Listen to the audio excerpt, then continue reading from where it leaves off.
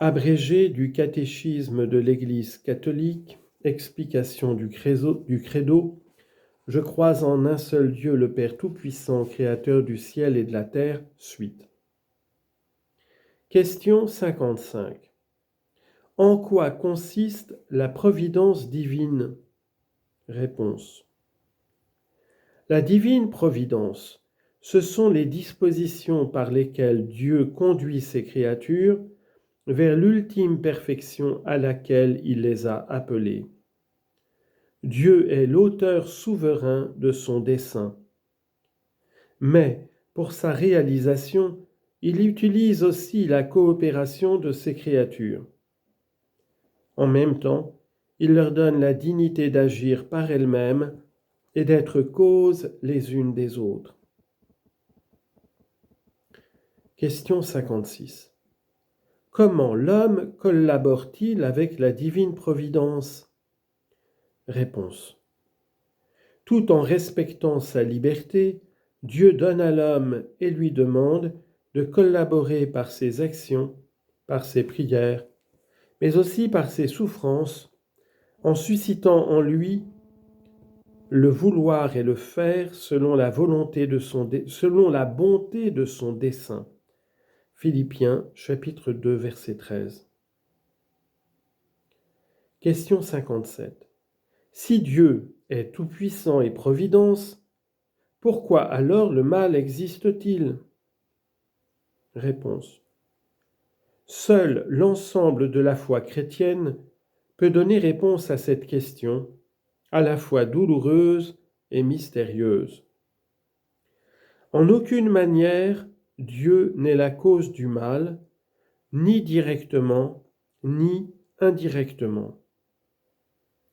Il éclaire le mystère du mal par son Fils Jésus-Christ, mort et ressuscité, pour vaincre le grand mal moral qu'est le péché des hommes, racine des autres maux. Question 58. Pourquoi Dieu permet-il le mal? Réponse.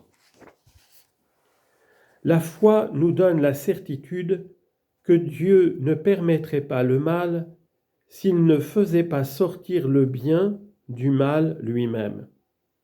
Cela, Dieu l'a déjà merveilleusement accompli dans la mort et la résurrection du Christ. En effet, du mal moral le plus grand, la mort de son Fils bien-aimé, il a tiré les plus grands biens, la glorification du Christ et notre rédemption. Le ciel et la terre. Question 59. Qu'est-ce que Dieu a créé? Réponse. La Sainte Écriture dit: au commencement, Dieu créa le ciel et la terre. Genèse, chapitre 1, verset 1.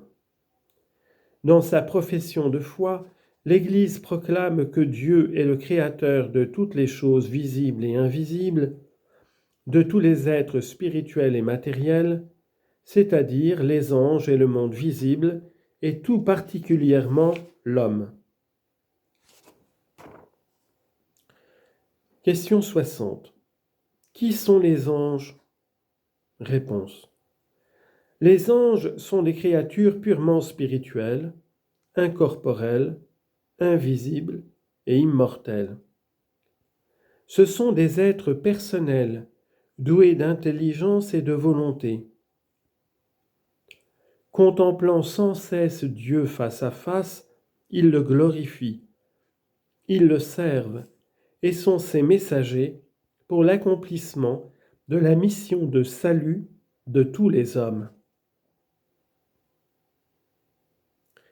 Question 61. Comment les anges sont-ils présents à la vie de l'Église? Réponse. L'Église s'unit aux anges pour adorer Dieu. Elle invoque leur assistance et dans sa liturgie, elle célèbre la mémoire de certains d'entre eux. Citation de saint Basile le Grand. Chaque fidèle a à ses côtés un ange comme protecteur et pasteur pour le conduire à la vie.